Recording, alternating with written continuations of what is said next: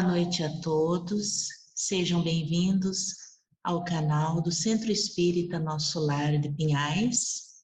Eu sou Ana Rita, trabalhadora voluntária desta casa. Vamos iniciar nossa conversa de hoje com uma leitura do livro Minutos de Sabedoria. Na página 77. Coloque Deus conscientemente em tudo o que faz, em todos os seus problemas, e verificará que seus sofrimentos se transformarão em experiência e aprendizado. Coloque Deus em todos os seus pensamentos e sua vida se transformará num hino de alegrias e louvor, porque as dores se esvairão como as trevas que desaparecem aos primeiros clarões das luzes da aurora. Então vamos fazer uma prece, serenando nossas mentes, nossos corações, agradecendo a Deus por termos a oportunidade de estarmos juntos, mesmo que virtualmente, mas unidos em coração, em nome do amado Mestre Jesus. Que o bendito Mestre envolva cada um de nós em nossos lares, que nos ilumine e nos ampare. Que assim seja. Então, hoje nós vamos conversar um pouquinho sobre o capítulo 15 do Evangelho segundo o Espiritismo, que é fora da caridade não há salvação. Vamos iniciar com uma fala do Espírito Emmanuel, no livro Dos Hippies aos Problemas do Mundo, psicografia do Chico Xavier. Ali ele nos fala que a salvação quer dizer reequilíbrio, reestruturação da nossa vida em Cristo Jesus, para que nós possamos servir a Cristo, servindo-nos uns aos outros. Então, quando nós dizemos, quando a espiritualidade superior nos trouxe o lema fora da caridade não há salvação, eles nos trouxeram os instrumentos necessários para que possamos evoluir na nossa caminhada, que possamos crescer. E nos dá como ferramenta, nos dá como instrumento de caminhada a caridade. Mas não a caridade mais simples, a caridade do dar o que não me serve mais, do doar aquela roupa que eu não uso mais, que está ocupando espaço, doar aquilo que me sobra. Essa é uma fase importante da caridade, que nós temos que fazer, que nós não podemos parar de fazer, ainda mais no momento atual, em que nós estamos vendo crescer de uma forma assustadora o número daqueles que estão perdendo tudo. Mas a caridade, ela não é só isso. À medida em que nós vamos estudando, que nós vamos compreendendo os ensinamentos de Jesus, nós começamos a entender que a caridade, ela é a base do nosso viver diário. É o dar, é o alimentar, é o vestir, mas é também o ouvir, é também o respeitar, não só as pessoas, é respeitar tudo que foi criado por Deus. Nós estamos vivendo uma época em que nós estamos começando a sentir na pele o que é o descuido com a criação de Deus. O que é o nosso descuido com tudo o que Ele nos colocou para a nossa caminhada. A natureza, as plantas, as florestas, os animais, sejam de que espécie for. Todos precisam da nossa caridade. Muitas vezes se fala, né, aos eleitos de Deus. E algumas pessoas confundiram com ser eleito de Deus, pertencer a esta ou aquela escola religiosa. Ah, eu sou um eleito, o povo eleito de Deus. Mas vamos pensar bem o que é ser um eleito. Vamos trazer para o nosso dia a dia, para o nosso cotidiano. Se eu me coloco, né, como um candidato, uma candidata, em todos os setores da nossa vida. A um emprego, vamos falar de emprego. Eu me candidato a uma vaga numa empresa porque eu quero trabalhar naquela empresa, eu preciso trabalhar naquela empresa, eu necessito do salário. Então, eu vou verificar quais são os pré-requisitos necessários para aquela vaga que eu quero ocupar. Digamos que eu queira uma vaga no setor administrativo. Eu vou ter que verificar o que eu preciso saber para ocupar aquela vaga, para que eu seja a candidata eleita a ocupar aquela vaga. Então, se é um setor administrativo, eu tenho que conhecer o básico de informática, eu tenho que conhecer o básico da legislação vigente, eu tenho que conhecer os pré-requisitos necessários para aquela função. Se eu vou trabalhar numa fábrica, operar uma máquina, eu tenho que conhecer primeiro o ramo daquela fábrica. O que se faz naquela fábrica? Como funciona aquela máquina que eu estou me candidatando? Eu tenho que fazer cursos preparatórios no Senai, cursos preparatórios específicos para a operação daquela máquina. Aí eu me candidato à vaga e serei eleita na medida do conhecimento e dos esforços que eu fiz para operar aquela máquina. A salvação divina, ser um eleito de Deus, é a mesma coisa. Se eu quero ser eleito ou eleita por Deus para ocupar uma vaga no reino de Deus, eu tenho que conhecer os pré-requisitos necessários para que eu me candidate e eu possa ser eleita, para que eu possa ser salva. Então, não é simplesmente falando, eu acredito em Deus, eu acredito em Jesus, já estou eleita. Não. Eu tenho que executar as determinações divinas. Eu tenho que cumprir as leis de Deus, eu tenho que conhecer as leis de Deus, executar, me aprimorar. E a caridade, ela é uma das fundamentações da lei de Deus, porque caridade é amor. Deus, como já disse o apóstolo João, Deus é amor. As leis divinas baseiam-se todas no amor. Quando Jesus foi questionado sobre o maior mandamento, qual era o maior mandamento? Foi questionado pelos fariseus, ele respondeu com base no Decálogo, nas leis que foram trazidas por Moisés. A primeira, amarás o teu Deus de toda a tua alma, de todo o teu pensamento, de todo o teu coração. E ao próximo como a si mesmo. Aí estão todas as leis e todos os profetas. Se para amar a Deus eu tenho que me amar e amar o próximo, eu tenho que ser caridosa comigo, eu tenho que praticar a caridade com o próximo, para poder ser eleita. Então, eu tenho que colocar em prática tudo que a Boa Nova nos traz, tudo que Jesus nos ensinou.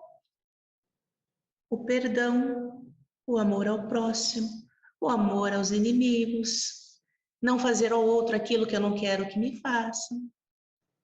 Enfim, o roteiro que foi trazido por Jesus.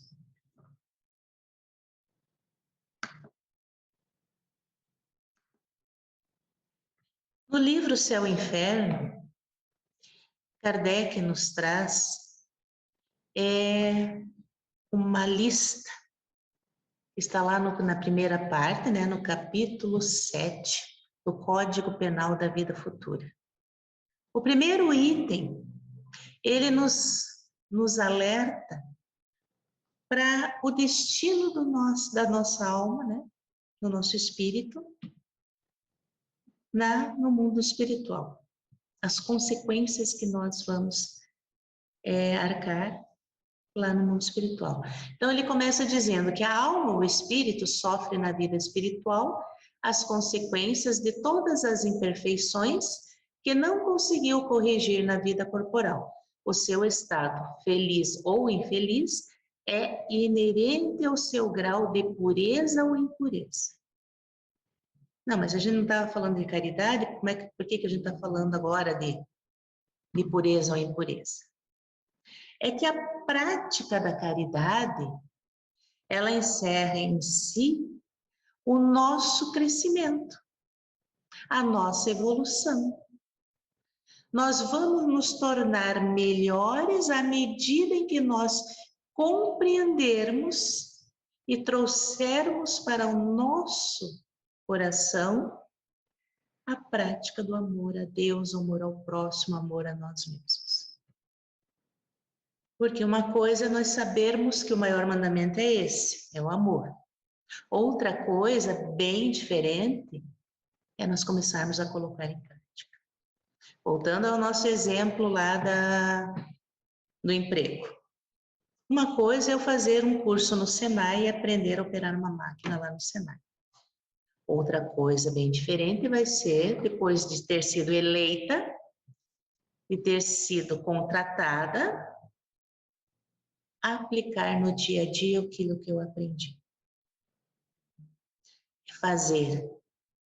Então, a caridade é a prática, é o fazer, é a ação. E conforme eu faço ou não faço, será o meu destino na vida espiritual.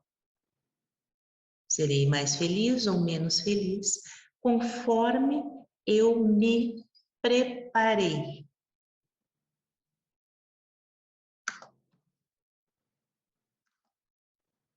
O segundo item, ele nos fala sobre a completa felicidade.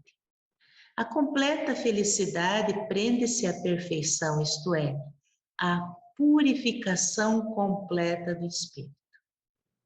Toda imperfeição é, por sua vez, causa de sofrimento e de privação de gozo, do mesmo modo que toda perfeição adquirida é fonte de gozo e atenuante de sofrimentos. Então, a minha salvação, o que eu vou receber lá do outro lado, é de acordo com aquilo que eu fiz aqui. Porque a felicidade completa, ela vai nos chegar quando nós estivermos mais apurados, mais próximos da perfeição. Por enquanto, não. Por enquanto, a salvação completa ou a felicidade completa, ela ainda não está ao nosso alcance. Então, não adianta eu dizer, eu doei coisas a vida inteira, quando eu morrer, eu vou para o céu. Não é bem assim. É a forma, está no ato, no como eu fiz isso. No jeito que eu tratei as leis divinas. Nós, na atual fase que nós estamos, todos nós, todos os habitantes do planeta Terra, alguns menos, outros mais, mas todos nós somos espíritos imperfeitos. Todos nós ainda carregamos em nós muitas imperfeições. Todos nós carregamos ainda o mal em nós. Sim, é triste a gente dizer isso. Mas basta a gente olhar à nossa volta, o que está acontecendo, a forma como nós lidamos com o que está nos cercando, com o sofrimento alheio, com a dor alheia. Como que eu estou? Eu estou sensível? Estou insensível? Eu estou cooperando ou eu estou aumentando a dor do outro? O que eu estou fazendo? Como que eu estou praticando a caridade? Como que eu estou exercitando as leis divinas? Eu estou respeitando as leis divinas? Eu estou cumprindo?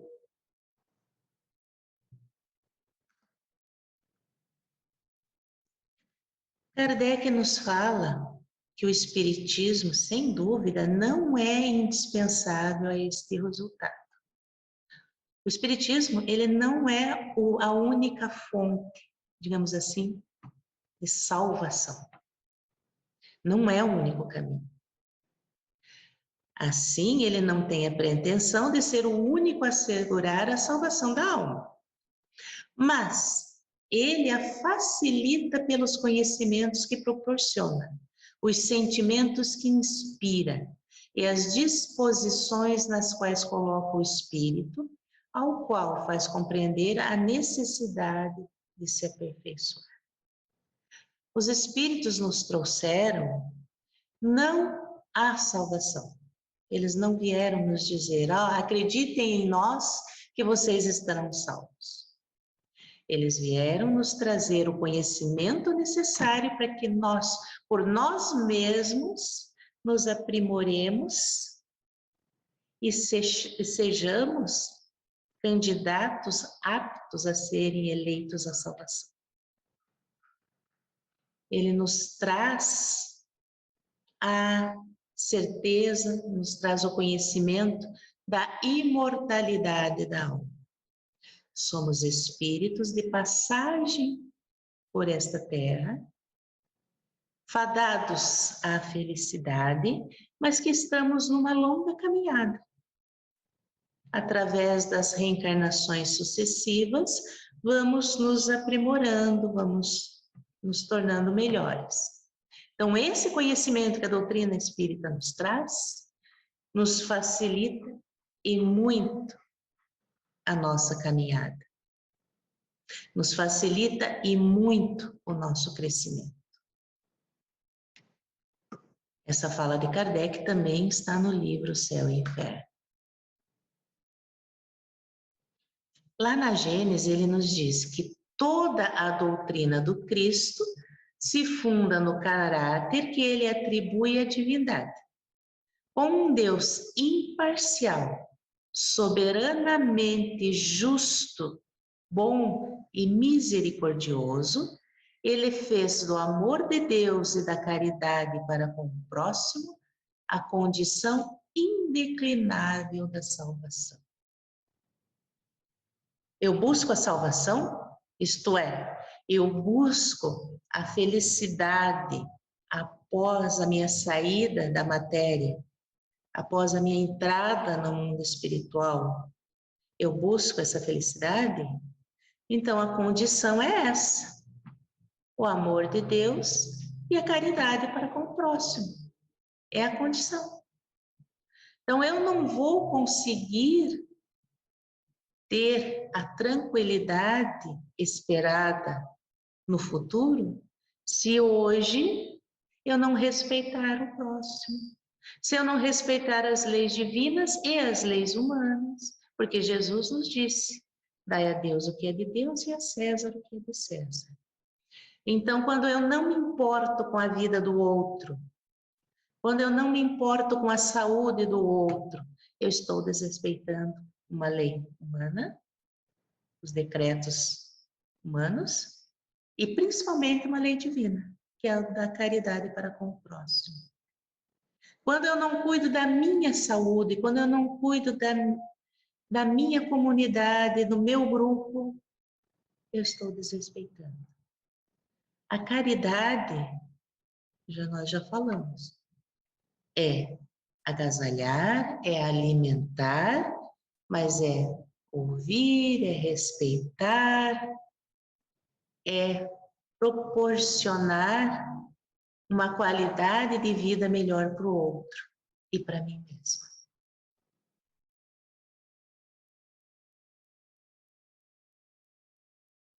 Toda a moral de Jesus se resume na caridade e na humildade, isto é, nas duas virtudes contrárias ao egoísmo e ao orgulho.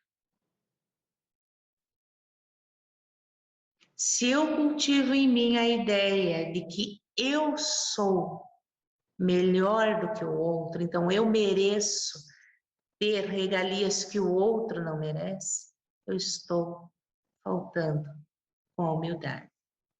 Se eu quero o que é o do outro para mim somente, eu estou faltando com a caridade.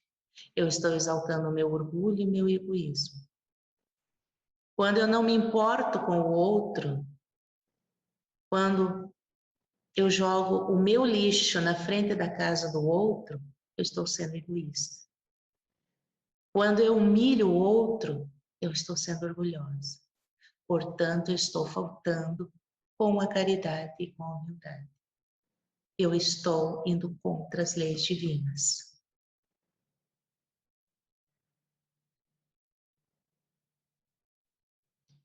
Mas Kardec continua. Mas ao lado da parte acessória ou figurada do quadro há uma ideia dominante, a da felicidade reservada ao justo e da infelicidade que espera o mal.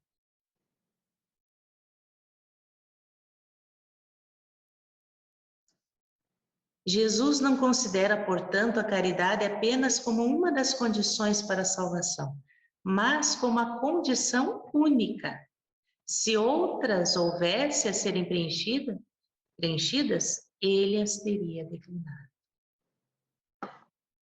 Então, quando eu resumo a minha existência, os bons vão para o céu, os maus vão para o inferno. Eu me considero boa porque eu doei minhas roupas usadas. Mas eu não ouvi o que o meu familiar estava me falando. Eu não respeitei o que o mais velho estava dizendo.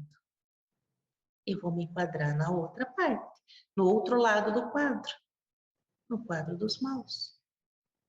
Porque se eu já sou uma pessoa justa, se eu já sou uma pessoa digna de gozar da felicidade eterna, eu tenho que me preocupar, porque a única condição para a salvação é a caridade. Desde que coloca a caridade em primeiro lugar, é que ela implicitamente abrange todas as outras. Porque a pessoa que ela é caridosa no termo amplo da palavra, ela é humilde, ela é branda, ela é benevolente, ela é indulgente, ela é justa. Por quê? Porque a caridade é a negação absoluta do orgulho e do egoísmo.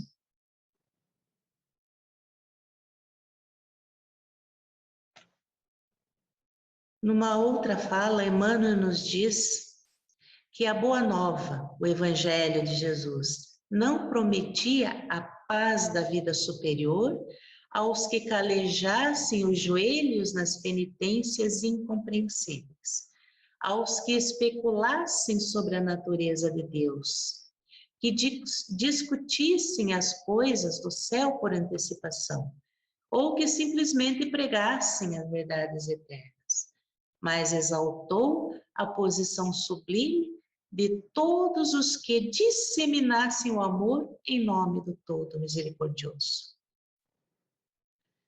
Então não adianta eu pleitear, eu me candidatar à salvação apenas me ajoelhando e não agindo, não fazendo, não praticando.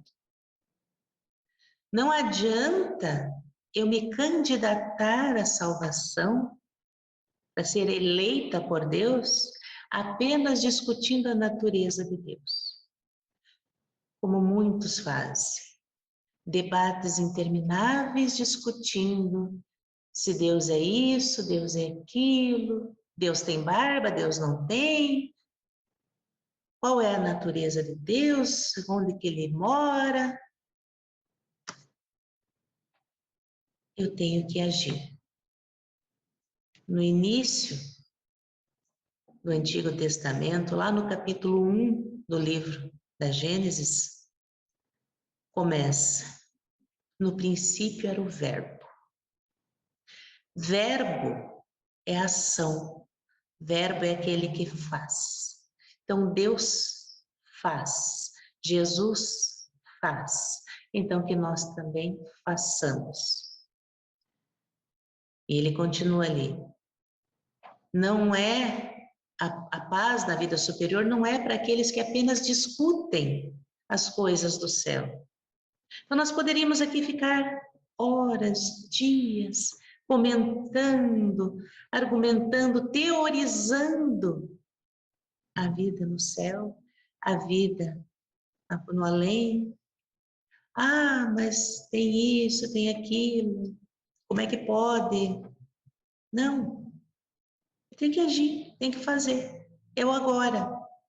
Não adianta eu ficar ajoelhada, não adianta eu ficar discutindo, não adianta eu ficar apenas meditando sem ação, sem o fazer, sem o ir lá e juntar o pedaço de papel que está no chão. Não fui eu que joguei, mas eu tenho que juntar, porque aquele papel ele vai se juntar com o outro, vai cair num rio, vai poluir, vai matar os animais, vai alterar a natureza, como nós estamos vendo hoje. Ah, mas era um pedacinho de papel e nem fui eu que joguei no chão. Eu faltei com a caridade. Eu faltei com amor a Deus, com amor ao próximo, com amor a mim mesmo.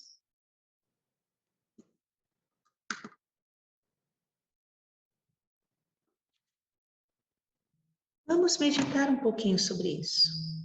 Eu não estou trazendo aqui verdades absolutas.